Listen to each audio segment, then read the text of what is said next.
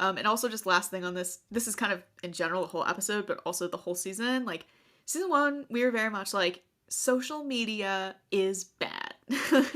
Because it makes you feel bad, whether it's directly because someone is talking shit about you or because you feel like everybody's happier than you while you're scrolling on your feed. So, social media is bad. We don't like it. Unless you use it to connect with other ambition warriors, and then it's not bad. Yeah, then it is fine and we support it. Yes, because we are very hypocritical, but that's okay.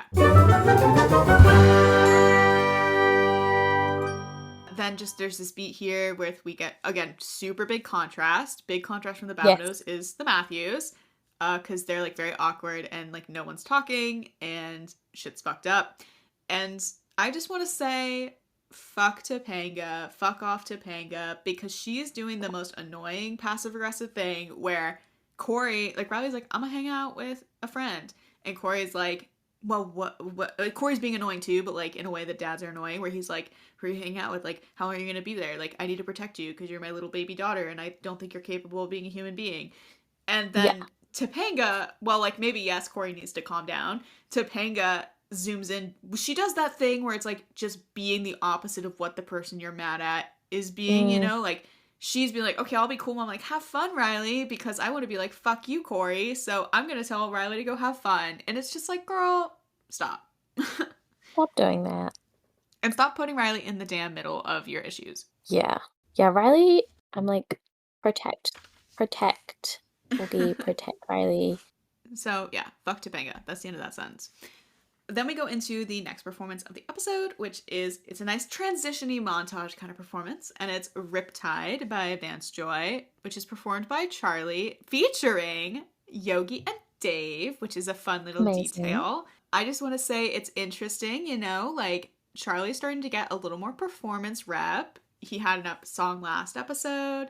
He helped Hmm. say in this episode. He has his own song in this episode. He is starting to rise a little bit, which is exciting. This song, I mean, look, first of all, it's basic, so it makes sense that Charlie would pick it if he's like, I need to pick a song, but I can't let anybody know what I feel. I'm gonna pick Riptide because everybody knows that song. But to be honest, was Mm. this overplayed? Yes, but it's also fun. It's a fun song, you Yeah, know? it's a Can't go good song. wrong. You know, some overplayed songs are actually good, Yeah, and that's how it is. it's true. You're right. So he is singing the song, having some. It's cute that it's like he's clearly like having fun with it, and it's like yay Yeah. to see people having fun while they sing. Like imagine that. Ha.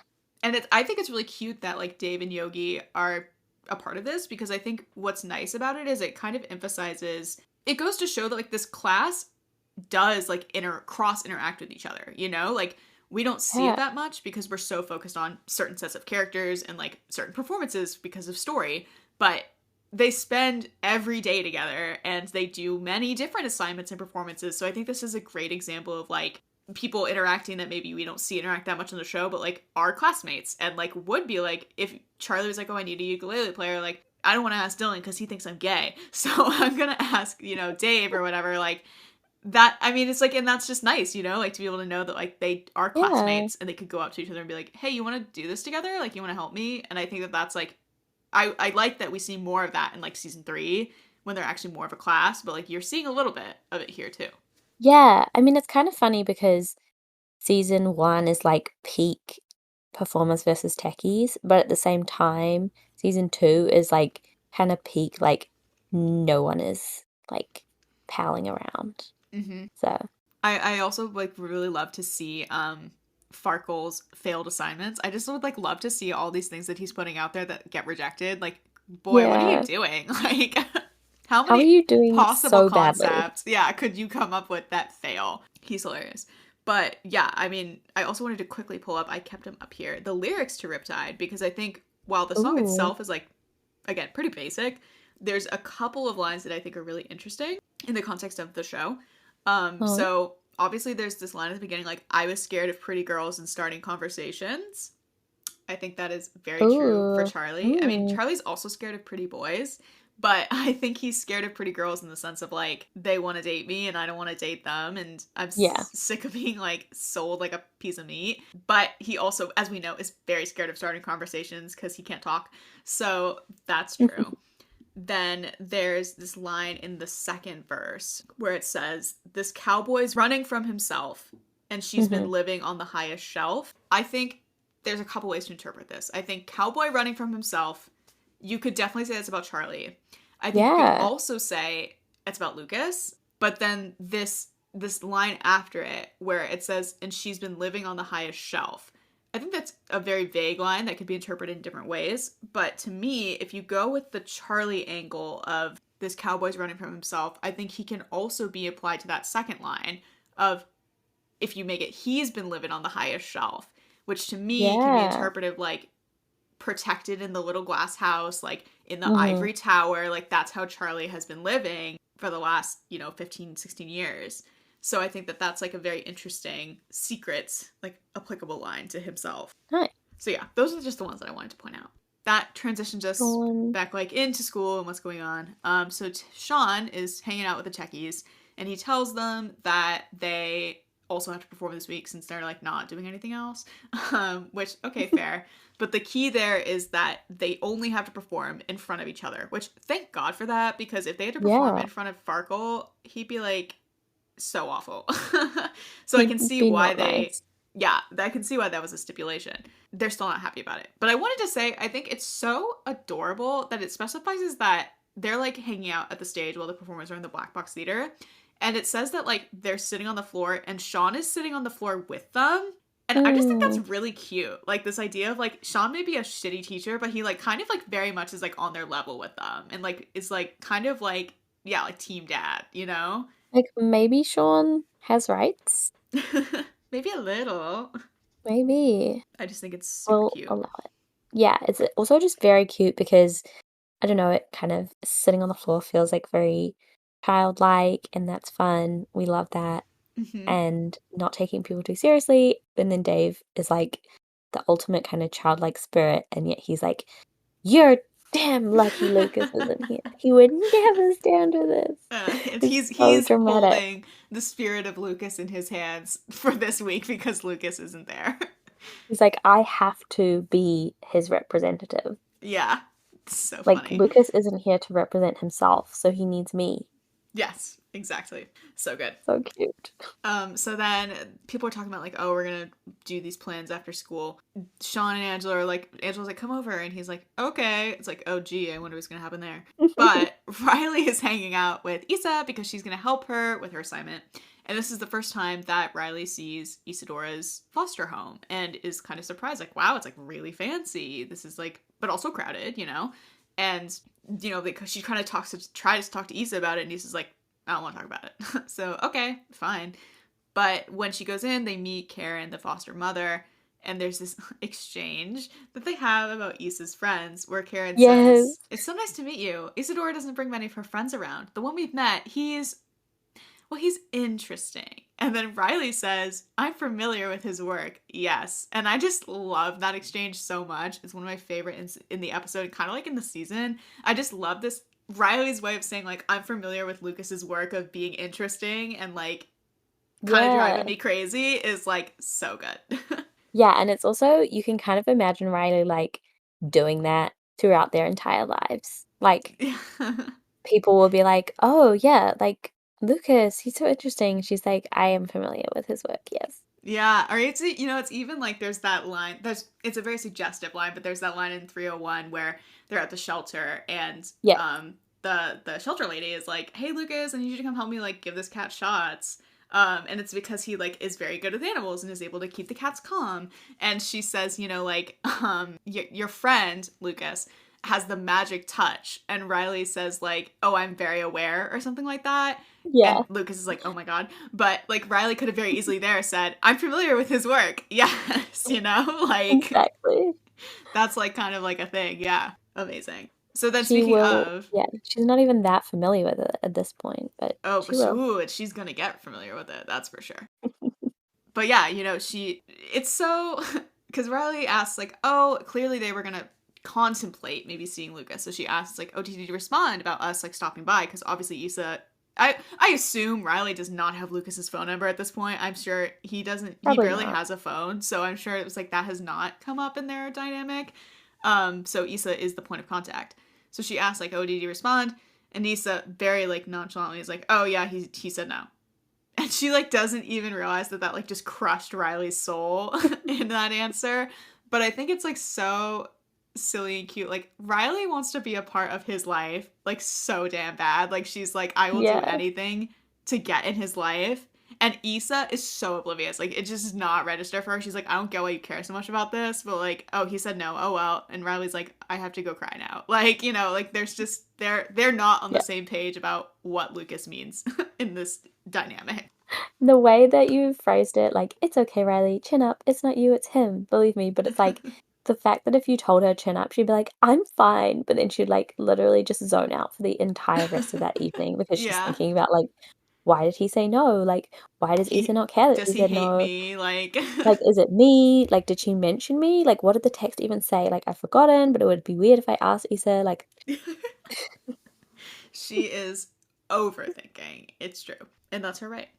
So then Zay yep. decides, like, okay, like, yeah, I will text some of my old friends. So he does. And they're like, yeah, let's make plans. And it's like, that's great. Maya is like really not in this episode that much, which is like, that's fine.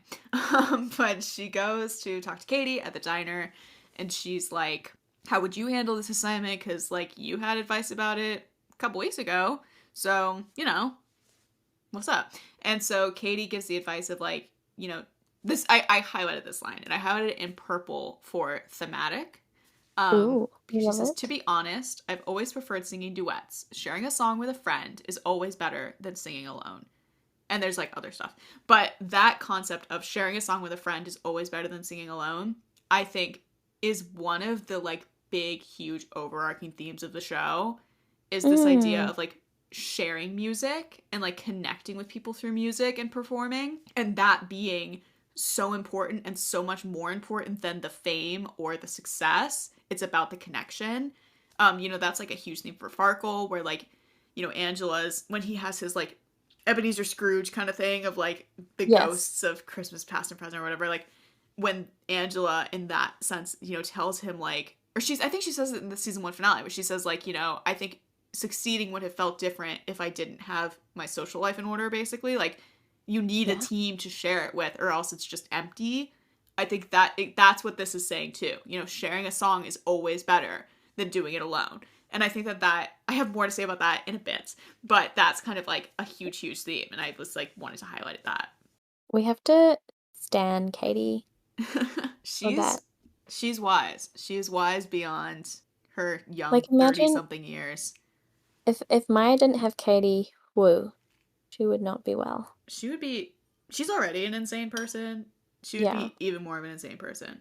So the next scene, I remember being really excited about this scene. Like like when this first came out, I'm sure you remember, I was like the Yes. Shawn and Angela gal. Mm-hmm. I think I didn't read many fics, Yeah. and this to me was I was like, wow, stuff is really happening. This is amazing. People just out here writing romance. Yeah. Um, And now you really know, huh? and now I really know, like that Shawn and Angela was really just a little The tip of the kind iceberg, of, man. it was just a little hors d'oeuvre, Yeah. you know, nothing major. We didn't even know what we didn't know yet. And then they sang like a really good song as well. Yes, I mean I love the song. It goes to the performance of Dreams, which is originally performed by Fleetwood Mac. Um, I mean Fleetwood Mac is amazing. Rumors is an amazing album. Dreams is an amazing song. And so I Rumors is a think great episode of Glee. yeah, yeah. No, and I think it's honestly Rumors is my favorite Glee episode. It's because it's just Definitely. so I well written, would so good, and the agree. songs are Yeah, so good. yeah. But so yeah, they sing Dreams. As after they've had this kind of conversation where Angela gets kind of impassioned, which you know what? Let me point out, Angela gets very impassioned where Shawn's like, "Well, I'm a shitty teacher and I'm not that great," which he's kind of right about that, but that's okay. And Angela gets all like fired up on his behalf and is like, "No, like you have strengths. Like you are maybe not a conventional teacher, but you have strengths and you're good at being like stern but also supportive and like really just kind of like gushing about him to him. Yeah. But I wanted to say like that as a relationship motif happens across the board in ambition. Like that is something that every pairing kind of does. Where like I think a prominent example is Zay and Charlie, where it's Mm-hmm. constantly Charlie being like, "But I'm really not that important," and Zay being like, "No, shut the fuck up. Like actually, let me tell you that you Now, are how important." dare you? Or like on How the flip dare you side, say like that about my best friend? right, or like Zay being like, "I'm not going to go to the audition because whatever, it's fucked up, I messed up," and Charlie being like, "No." Like fuck you. Like you're gonna go to the audition and you're gonna show them that you're amazing because you're amazing, and that's kind of what's going on here. Is it's not like there's no huge stakes going on, but it's that same thing of like, Mm, no, you're amazing. Stop acting like you suck.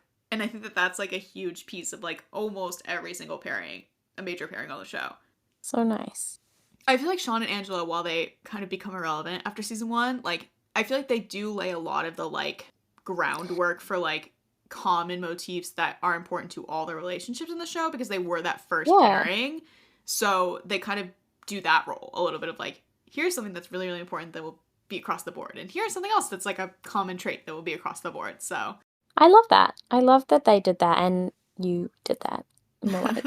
But yeah, they were very cute. Like they're not important, but like as far as season one goes, there's not much romance going on. There's like a lot of flirting, there's a lot of like wondering, Mhm. but it doesn't really like come to fruition until later. Yeah. Um, and so having these guys is like there will be romance in the show. There Yes. will be like, and also just because without this, then you wouldn't have Angela feeling better and then getting, I think part of like her getting her dream is like she actually does feel she has that support system around, which is like Yeah. that theme. You can kind of get into the whole Harper coming in and then Zay getting more support, and it's Mhm. just flow on effect. Yeah, and I think too, like, I do think this number would just be like very cute. Like, I just love that idea of like, you're dancing with your friend slash lover, like, in the living room, and it's like cute and it's low key and loose, and I think that it's cute in that sense. And I also think there is a little bit again of a Riley and Lucas kind of parallelism here of this idea of Mm, Shawn not being a dancer, not being a singer, not performing, Angela being able to pull him into a dance is mm-hmm. very much the Riley and Lucas thing of like, you only ever dance, or like, I've seen you dance with Riley, well, you're not Riley, like it's that same kind of thing. And I Yeah, also it's think, even that. go ahead. Do they do the pas de deux? Well, they get paired together in 110, and they have like a theoretical pas de deux, which is Riley dances and Lucas is doing the lighting. Right. But Riley and Lucas never perform together because Lucas rarely, if ever, performs, you Mm, know? that's okay. But they do have a, I think what you might be thinking about is that in the graduation episode in the season 3 finale, like Riley does thank you for the music and she like dances with each of her men. And at the and during that she does like a little dance with Lucas. So they potted to every now and then. But I yeah. love the way you finished this scene as they Yeah. conduct their business. I wrote that too. I was like, that's a great way to say that. I think I feel like in season one, I felt so like, especially because it was still like somewhat a little bit like, like associated with like source material. And I also was Hmm. like, they're also like overall in the show, like season one, like still kind of young. And so I was not really sure yet at this point, like how I wanted to deal with like the fact that bitches be horny and like they're adults and young adults and like I wasn't sure yet what I wanted Mm, that balance to be. I think that concern has like really gone away at this point because I'm like, ambition is its own thing and it's whatever, it's not as bad as Riverdale, and as long as it's not as bad as Riverdale, like who gives a shit. But nothing in season is, one I was still not sure totally, like like how we wanted to, how non-PG were we gonna be, yeah, despite the fact that they say fuck like all the time even now. So this we is were not a already PG not show. PG, yeah. Yeah, So yeah. no, that's good. This is fine because also it's like we don't really care. Like we don't need like a whole thing. Yeah, right. It's like yeah, that's fine. So then Zay is hanging out with his friends, and it's this interesting struggle that he's going through where I think he has such a relatable storyline in this episode because of this idea Hmm. of like, even when you have friends, depending on where you're at in your life or emotionally or whatever, like there are just moments where you just feel like you can't connect with anybody. Like even if you're in Hmm. that moment and they don't feel like there's a problem and it's all chill, it's just like he feels no one gets him. Like he doesn't feel Yeah, seen, and you it's just can't not, even help it. Yeah, it's yeah. not their fault. Yeah, exactly. It's not their fault. It's not even Adam's fault, really. It's like he just something is he's not getting what he needs, but he doesn't know where or how to get it. Yeah. And I think what is interesting is that Charlie is kind of always like that. Mm-hmm. So Yes. it's almost like this little like thing, another thing that they have in common is, yeah, this idea that they need someone to kind of bring them out of like what they were trying to be and Mm-hmm. what they've been perceived as and Yeah. just kind of break the mold a Oh, little. we will talk about that when we get to their scene. Oh yeah. Mm-hmm. Oh yeah. Mm-hmm. Um Mm-hmm. so then at the same time Riley is helping Issa with her assignment again. They're at Riley's place this time. And that was a Mm. mistake because Yep. Corey and Topanga come back and they're like yelling and arguing and it's very embarrassing. And there's kind of this interesting moment here, with like Issa, even just in this moment, they don't talk about what they're hearing or what happened, but you Yeah. see Issa have this moment of like, oh shit, like maybe Riley is not like just this plucky, happy, cutie little girl. Like maybe she's got shit going on too. And you see Riley, kind of being very embarrassed about that. Like I think this is not commented on much, but I think she kind of does have some of the same instincts as Farkle and Charlie, and this idea of like she likes to control how people perceive her. And a Yeah. big piece of that is that she doesn't want anybody to ever worry about her. Like she wants to be the one helping everybody else. And we see this a ton in later seasons. But this is kind of our first glimpse of it is where it's like, this is humiliating to her for someone to like see or hear the strife that she's got going on in her family life. Yeah. To the point that I she's mean, like, I and think you need to go. there's like this extra side of it as well because Corey is their teacher. So it is kind of Yes. like not just like this random student's parents.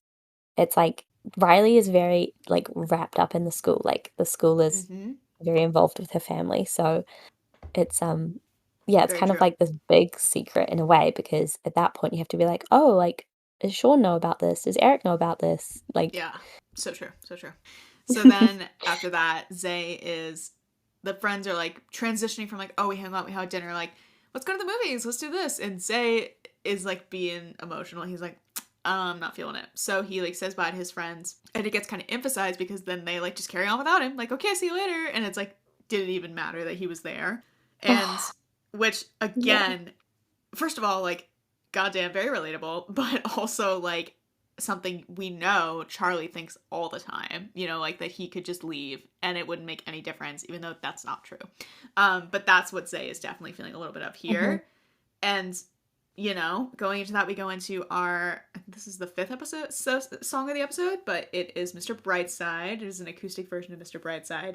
Let me just say, I know this song is controversial too because, like, people either you're gonna like a cover or you're not gonna like a cover, and that's fine. For me, I know this song as it originally is so iconic and like absolutely. But I like really like this version of this song. I think it does what a cover is supposed to do, which is to Yeah. reinterpret a song. Like to me, if a cover is just basically exactly the same as the original, it's like, why'd you do that? Like, why did Yeah. you make this? Why'd you go to that trouble? So I like that this, starts very acoustic and stripped. And then kind of, I like the build. I like that it like brings in kind of a choir almost, like, Hmm. and it just builds in sonic sound. And I think that's really cool. But I really like this number because I like kind of just every piece of it. Like, I love that it's Zay doing like a bisexual anthem, like that's Hmm. great.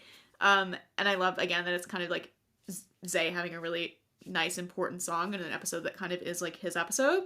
But I Yes. also love like the visuals. Like I love just like that him singing it. Again, it's that stripped down thing where it's like him performing it is not really the point. It's like the city is being focused on and Mm. the graffiti and the lights and like I love cinema. So I love like the idea of that being very key to this. Um but I also just Yeah. and I love the fact that it's like a montage and we get to see other people while the music is going. Um, Yes. but I wanted to say huge, huge, huge thematic visual here is this idea of Zay in the city and Zay Hmm. in the city on his own. And that brings me to something that is a huge theme throughout the show, which is this idea of Zay and Charlie and the city. because Mm. they, more than any other pairing, like kind of live and breathe New York. Like they Yeah. share this city together and they live on, well, I mean, Zay actually doesn't even live in the city, he lives in Queens, but like, you know, he like the west side is Adams and it's, you know, West Side Story, and like Charlie lives on the east Hmm. side and that's where Haverford is later, and like Central Park is in the middle, and it's this like they do so much where like they inhabit the city so much together. Like every time that they're shown like you know in 109 when they're becoming best friends and they're doing in their montage, it's like they're just exploring things in the city, they're going to shows, they're going to museums, they're going to, you know, Hmm. doing all that kind of stuff. And then whenever they are meeting up, like in season 2, it's like they're meeting up in pockets of the city, they're meeting up in, there's the dance lot, you know, like there's when the Skippy Charlie takes Skippy on walks and Zayn comes and Hmm. meets them, and it's like they just their whole relationship is so folded into Manhattan and like Hmm. this existence of being in Manhattan. And we see that as well, you know, like in the summer special, like driver's license, Zay doing this Hmm. performance where it's like it's him alone in Central Park with the rain, but it's also like him being haunted by all of these ways that Charlie is the city to him now. And so Oh. like this idea of like him here in this episode walking through the city alone, and like this visual of him being in the city but feeling so small in it and feeling so, you know, like on his own, like Hmm. that then grows into sharing the city with Charlie. And then as we'll continue to see, like just this idea of this is their city is so thematic for their relationship.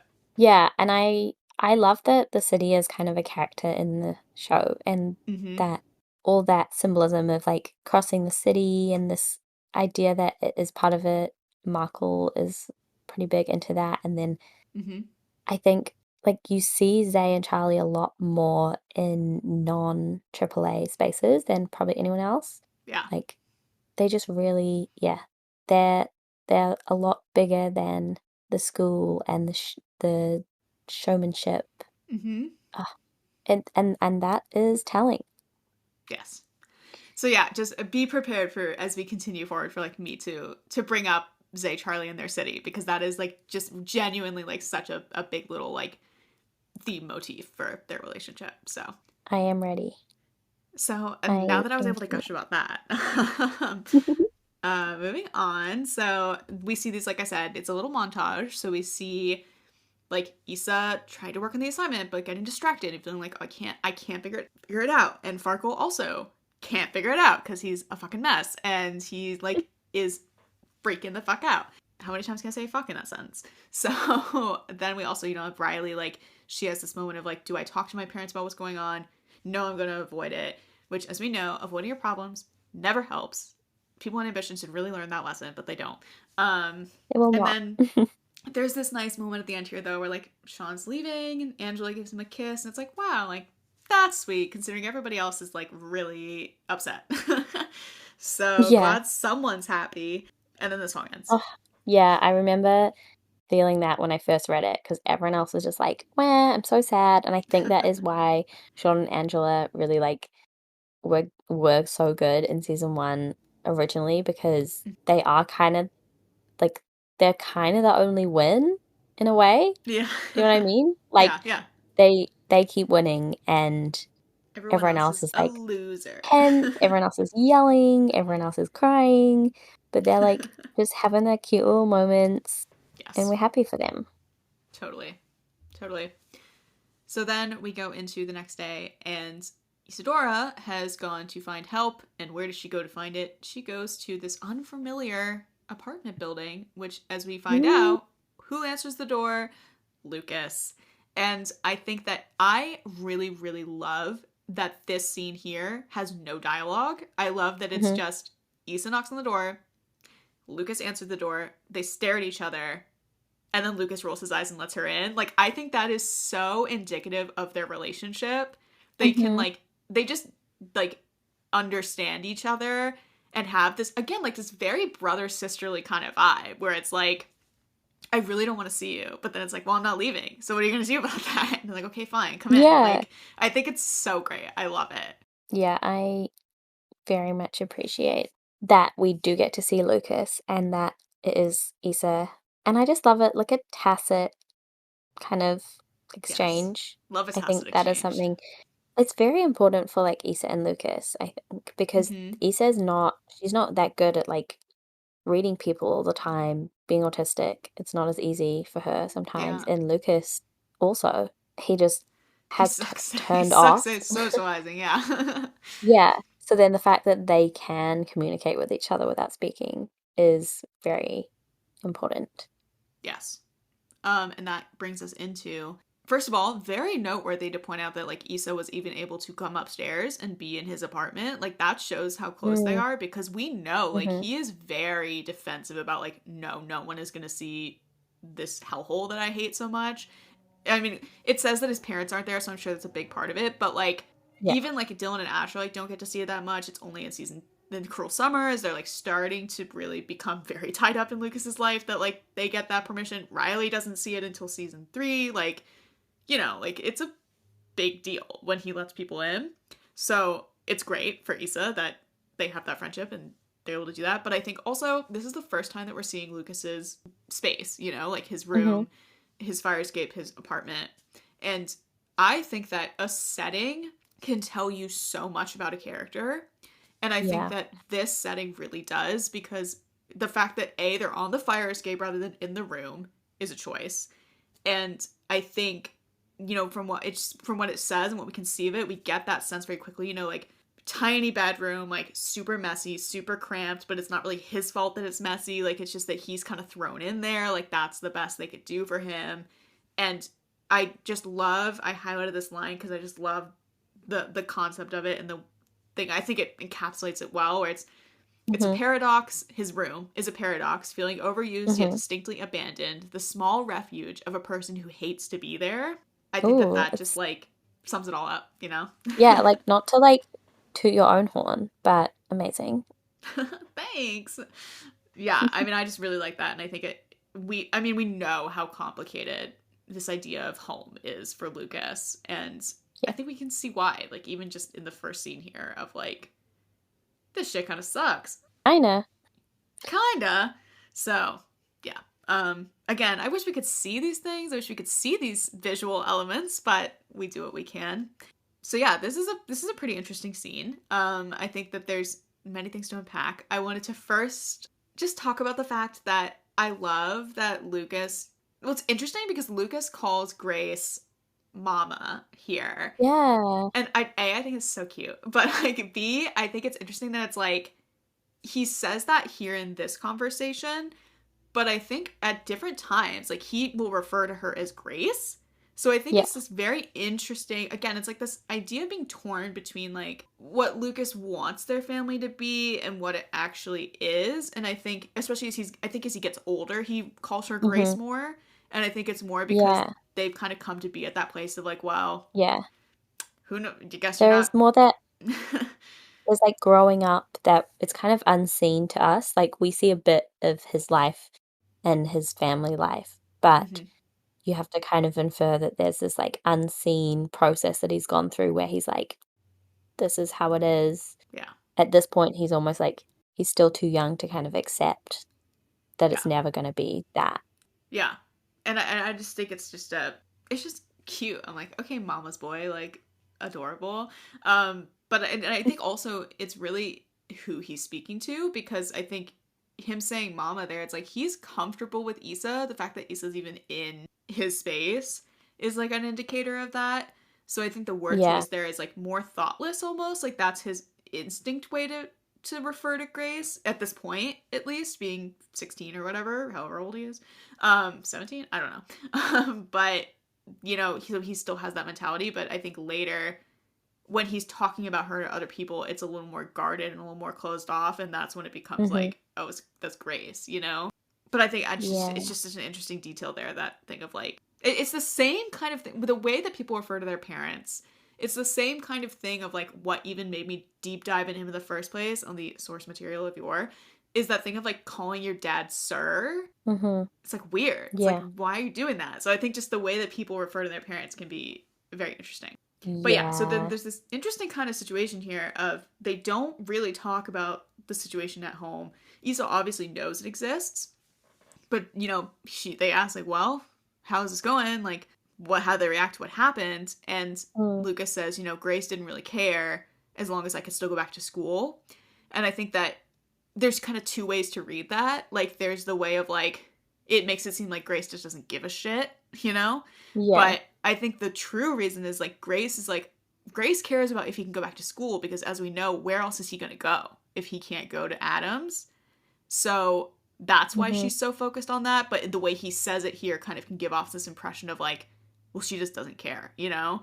And I think that that's really interesting, the kind of like Mm-hmm. dual layers that a line of dialogue can have. But then, of course, like Issa asks, like, and your dad, like, what's Kenneth think about this? And I think it's interesting also that before this exchange, they mention I mentioned specifically that we look at him and he looks basically the same as we last saw him. To kind of, when she asks about Kenneth, it's kind of probing this question of like, well, you don't look more beaten up, so how did he react? Kind of expecting like it would be Yeah. a bad reaction. And the reason for that is, as we learn, like he doesn't know that this fight happened. And that's heavy. Ugh. And yeah, it's very short. It's very like he doesn't know, keeping it that way for now, and it's very sad. Yeah. Especially because That's like this is the kind of, only time we see Lucas in the whole episode. He's only in one scene. and it's sad. And we do that, to be honest, we do that a lot with Lucas, where we kind of like, I think it's partially because like we know a lot of people love him, so it's kind of fun to like make people go, where's Lucas? But it's also like just this thing of like, he as a character has a tendency to disappear. So we like Mm-hmm. to play with this idea of like withholding him a little bit. And then when he Mm. shows up, it's this thing of like, there he is. So Yeah, this was like boy. the first instance of that for sure. But so they move on from that very heavy beat and they talk about like, this is what's going on at school right now. Like, we have to perform, blah, blah, blah. And I love this exchange where they mention that, and Lucas is like, what? They can't do that. They can't make you perform. And Issa's like, somehow everyone knew that's exactly what you'd say. AKA, you're predictable as hell. It hurts to be known, doesn't it? Yeah, he's like, oh, well, I think of other things sometimes, but Sometimes. mm, Yeah. But the reason that she is there is because she wanted to go to him for help. And of course, you think offhandedly, like, that's dumb. Like, Lucas was not going to be helpful in this situation. But as we come to learn, Issa goes into his room and starts digging through stuff. And Lucas is like, what the fuck are you doing? And she pulls out a guitar from the depths of his room. And it's like, oh my god, what a plot twist. Lucas can play the guitar and Lucas maybe likes music. It's crazy. this does not make sense. Who who is this? It's insane. It's kind of wild. I But mean, that honestly, it go ahead. really would be at the time. Like if you're watching this, you'd be Yeah. like, whose guitar is that? How'd that get in there? And also the fact that Issa knows, so you Mm-hmm. like kind of get the sense that I feel like honestly I'm sure people it's would like almost the you'd techies almost know. read too much into it though. Like Yeah. you'd be like, oh, he's like this tortured soul who's like given up his music because his home life is so hard and blah blah blah. But it's actually just like, well, someone said he shouldn't, so he was like, well, I won't. Yeah. And I think it's like, he was one of those people that like, yes, he can play the guitar, but he's not passionate about it. It's not like, oh, I love music so much. He's just like, nah. So it's like Yeah, he can do it, but he's still not Farkle like it's not a dream thank of his. goodness. But I did want to say, I think coming back to this idea of music as a connecting force, right? So to me, I think we use that a lot in the show of like when people are singing on their own versus when we sing as a group, and this idea of sharing music being so powerful. And so I think this idea of like Issa having to pull a guitar out from the depths of his room that he hates is like Lucas, by kind of putting it away, he is, if music is connection, Lucas has kind of forsaken connection at this point. He's Mm. against it, he's like, I don't need it. But we're kind of seeing starting here, and especially through his relationship with Riley, who their whole relationship really started through music, because it was through the performance of Rose's turn that he Mm-hmm. really felt like he actually saw her as a real human being. He's basically rediscovering music, and in that sense rediscovering connection with people. Wow. And in this essay, you will. But it's like, it's so true. And I think like It is. you see that with other characters too. Like another huge example of this is Charlie, because he, in season 3, when he goes to Haverford, it's not a perfect example of this, but he intentionally, like very intentionally, when he gets kind of wrapped up in the Haverford stuff, like he does not have solos really. Like Mm-hmm. for, I think it's from like, he has a solo in 302 because he does Go the Distance, amazing song. Mm-hmm. And then, 303, he doesn't have a solo performance. 304, he has King of New York, but the whole thing about King of New York is that it's like almost an imaginary performance, because he's imagining all Mm-hmm. of his friends from, again, connection, music is connection. He's imagining all of his friends from Adams, and that's like powering him through it. Oh, I just remembered. He does have a performance in 303. He has this where he sings in French, which, let me say, big part of that is that we'll talk about this, I'm sure, in that episode, but like he's singing in a different language, which is a barrier. It keeps you from actually understanding what he's saying. And he also is singing about loneliness, and about loneliness like being, the song is like my solitude, and it's about like loneliness being your companion. Mm. So there's that. And then 305, all of his songs are with Haverford, and it's like in Haverford. 306, he has Superstar, which is a solo, but it's like, again, like unhinged, like fucked in the head, like he's being insane. Amazing performance, but it's like a very kind of bombastic solo performance, and it's very like, it's like him trying to break free of the cage of he's put himself in of isolation. It's like he Mm. can't even hold it in anymore. 307, he has his gay ABBA dream sequence, which is a dream sequence, so it doesn't count. And then 308, this is where he's connecting to music again, truly, because that's when he has Party for One. And that's like, it's Mm. supposed to be like a resurgence of like connecting back to what music and dance and joy really means to him. And it's at the same time that he is connected back with, say, and with God Oh, and with his friends, and like, so he's another perfect example of that kind of thing. So yes, music as connection. So yeah, that's when we get into this performance that Issa is singing it, rehearsing it with Lucas on this Diarscape, but then in class it becomes Issa and Dylan, which I think is a very interesting choice, because it's kind of like, yeah, like who steps in when Lucas steps out?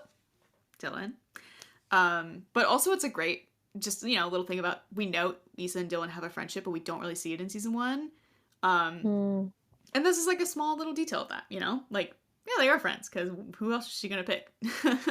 So I think that's just like a really nice small detail there.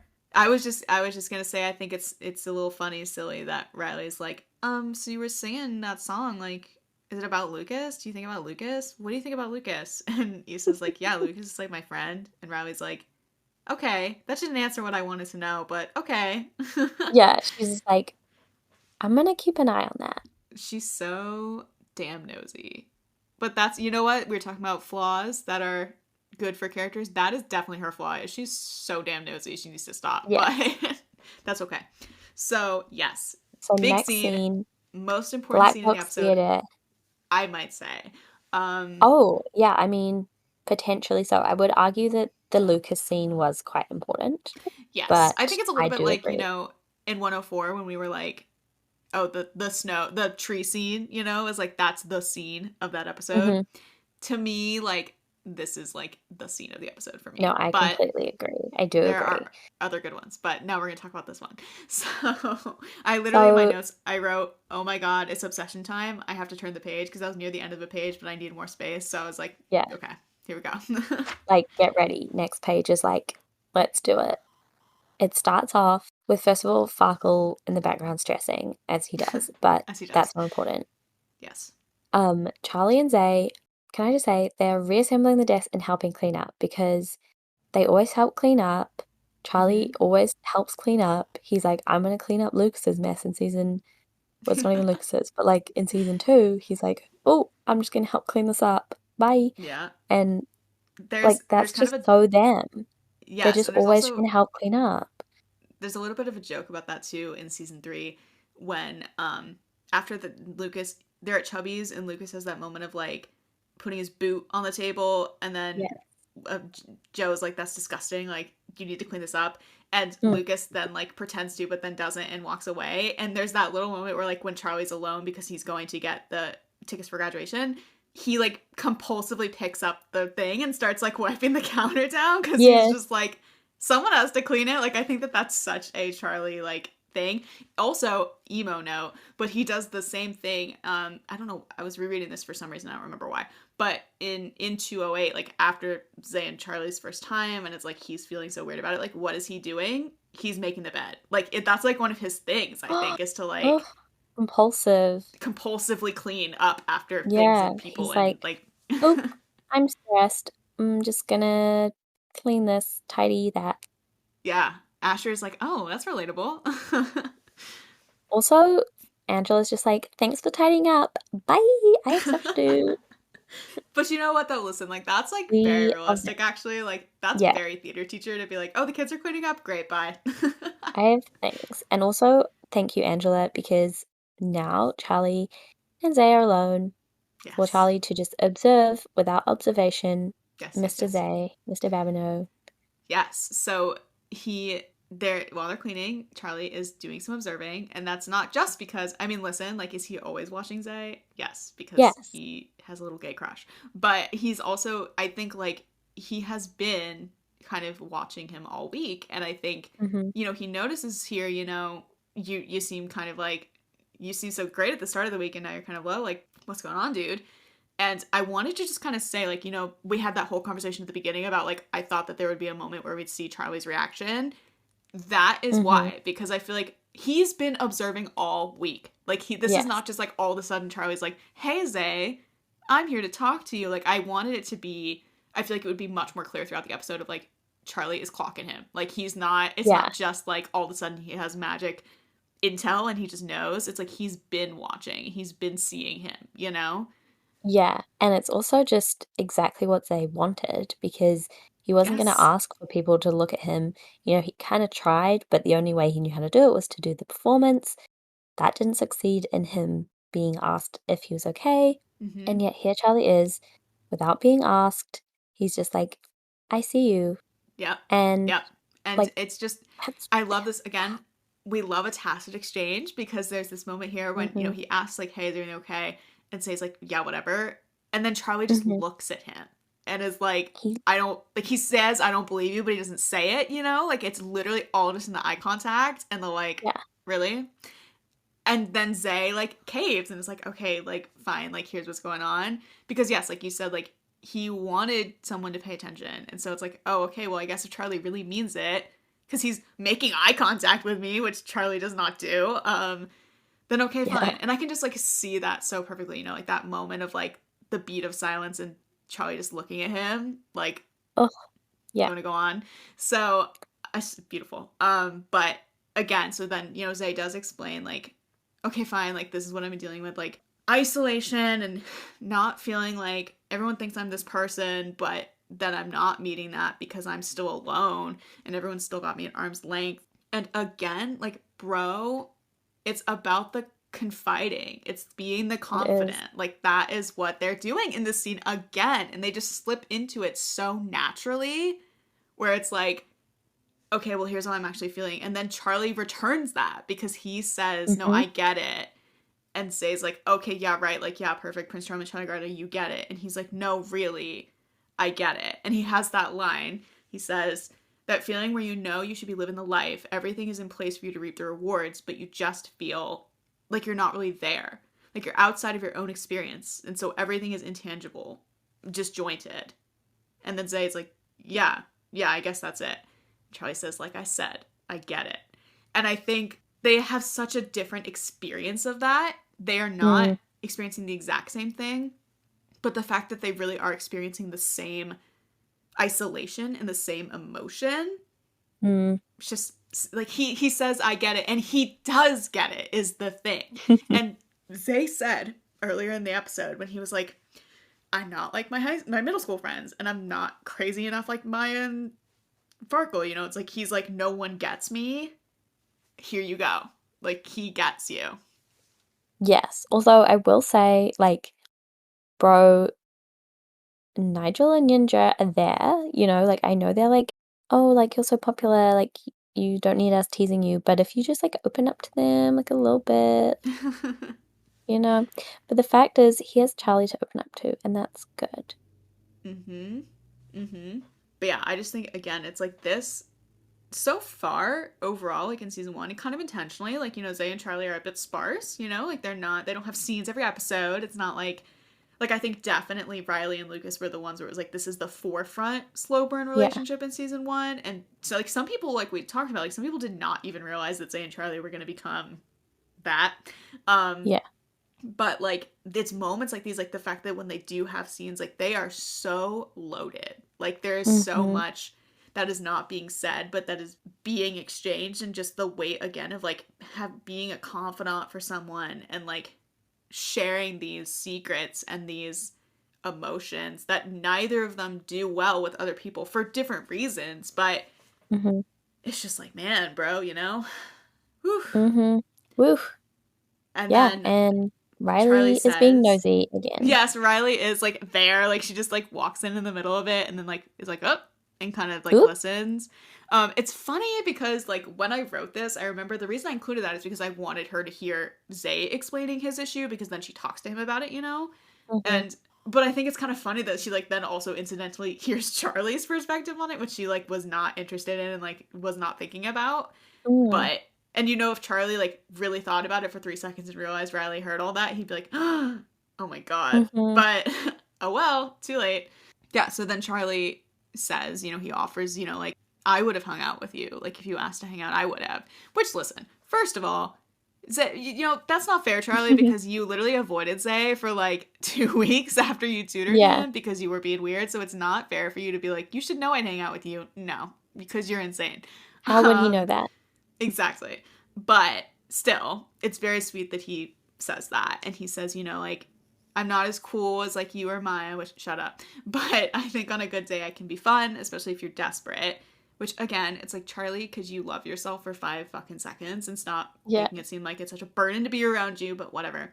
Um, and then he says, since someone taught me how. And I think Mm. that, that's a callback to school and life and all of that. Yep. But it's also like it's like inside jokes. Like they're Yes. building their little shared history.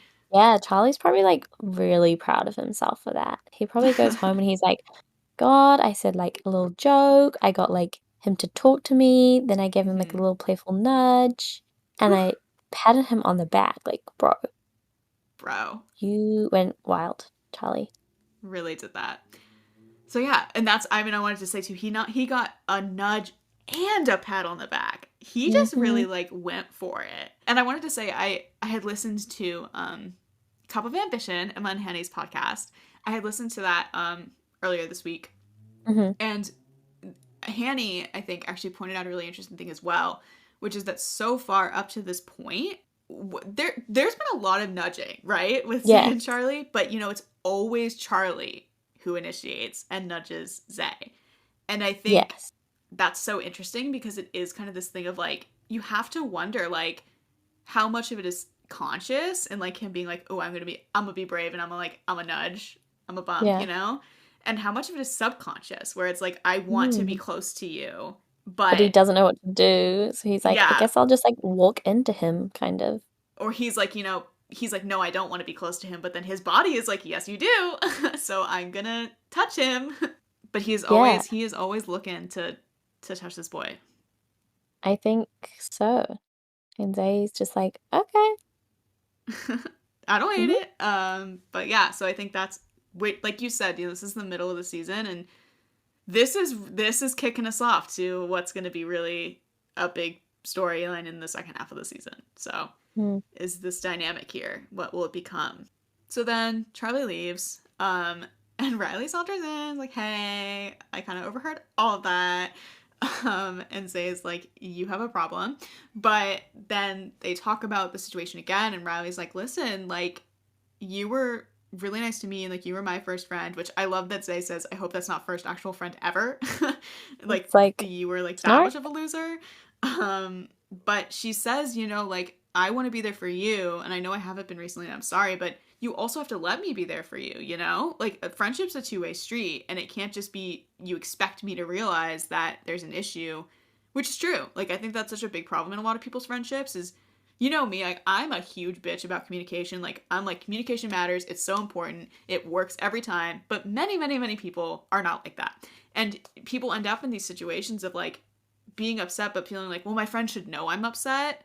And that's just not true. Like, you cannot expect another human being to read your mind, you know?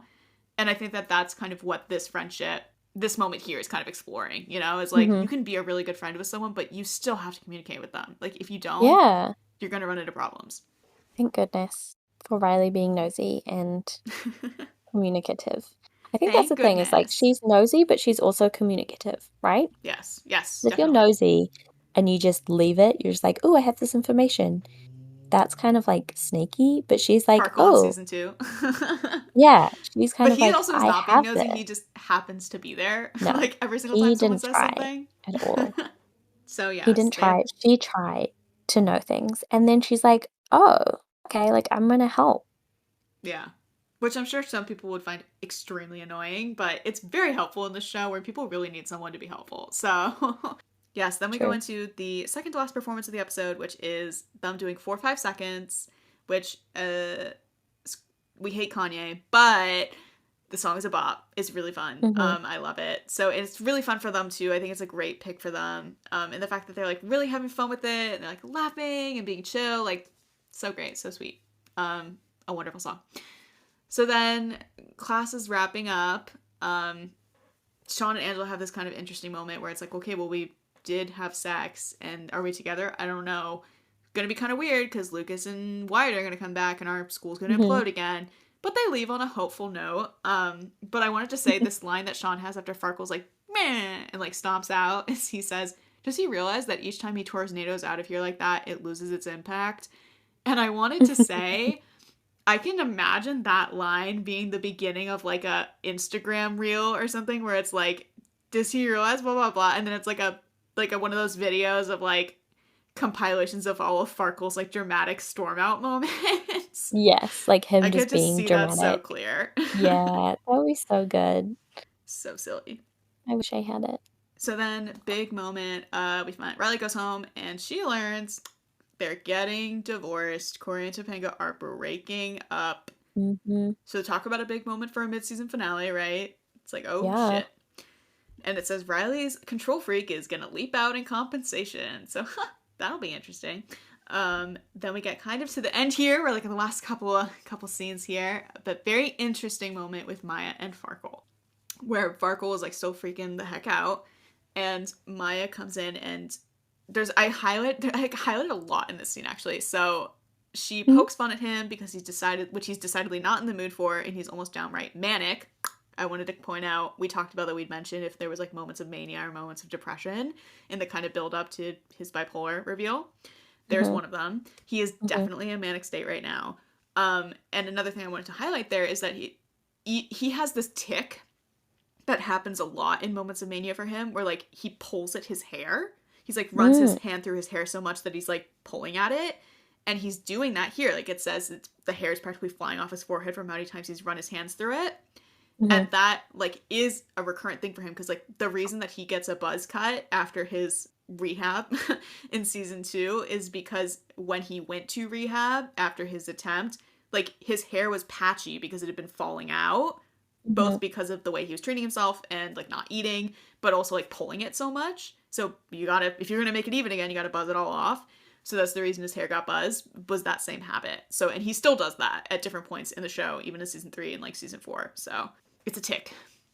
Love it. What And else did you highlight? then, yes, so I love the moment where Maya's response to him being a freak is that she like just knocks his mood board over. Like, okay, really helpful.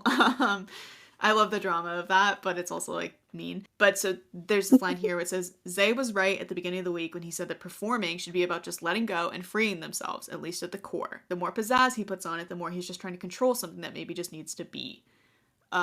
Obviously, that's Mm. a very big theme for Farkle in general, Mm-hmm. but I wanted to highlight it as foreshadowing because of the fact that what does Zay do in the season 1 finale during Casal? He ends up Mm-hmm. working himself into a frenzy, and so what he has to do is let it go and Mm-hmm. start from scratch and improv.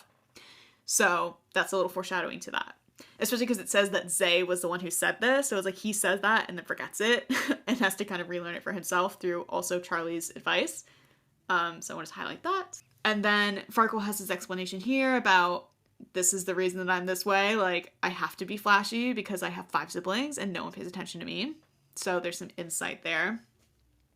And then Aw. I just love this exchange that they have at the end where Maya's basically like, let's do a duet and you let me handle it and you just sit there and sing screechy and look cute or whatever.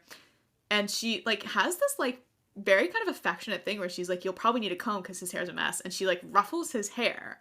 And I'm like, Mm, that's cute.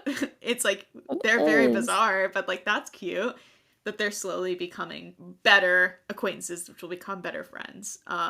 And she says, you know, like I don't really know why I feel this way, but I've been told that performing is better with a friend. Which again, Mm, big thematic. So especially for the two of them, I think. And then that brings us into the last performance, which is Happy to Hear Again Get Happy mashup from Glee. I think it's a perfect song for Maya and Farkle. It's very much, I mean, it's Kurt and Rachel. It's like very much their vibe. And also, to be honest, like this is one of my favorite Glee performances. I love their mm, vocals. I think it's just hmm. very nice and like sweet and fun. And it's a great ending to this episode. Yeah, that's true. Um, I like how it just ends on the song. It's very, Mm-hmm. yeah, wholesome vibes. And I love how, yeah, it opens with them singing and closes with them singing. Yes. Um, Maya and Farkle in particular. It Mm-hmm. feels like they really both went on, they were kind of in the background, like a little bit. Like Farkle again, like he was doing a lot, but at the same time, like he wasn't really having like a lot of scenes, you know? He was Yeah. kind of just there. And yeah, yet he kind of went on this big journey again. Mm-hmm. And we're going to be seeing, I think, you know, going into the second half of the season, we're going to be seeing much more Farkle. He kind of really takes over a little bit in Hmm. some respects. He Yeah, doesn't really, it totally. doesn't really become his story until season 2, No. but he's going to become much more relevant in the episodes to come. So that's 106. Where did this episode fall in your ranking, Maddie? It ranked third from bottom, number 39. Okay. Um, I don't really know why. I think it's not, there's nothing like, there's nothing that's like so major. I think when it first came out, it would have been one of my favorite ones of season one, but I think over time, it's just sort of fallen away. Yeah. I mean, it's like, how do you Because yeah, compete? originally I would have been very excited about Shawn and Angela. I would have loved the Zayn Charlie scene. I would have, yeah, been very excited about um, Lucas playing his guitar and all those kinds of things. But I think now it just feels like not filler, but it's like it's very much like it's these threads are continuing Mm-hmm. and it's sort of like starting something and that ends up being like there's a lot more important stuff to come. Yeah, So, totally.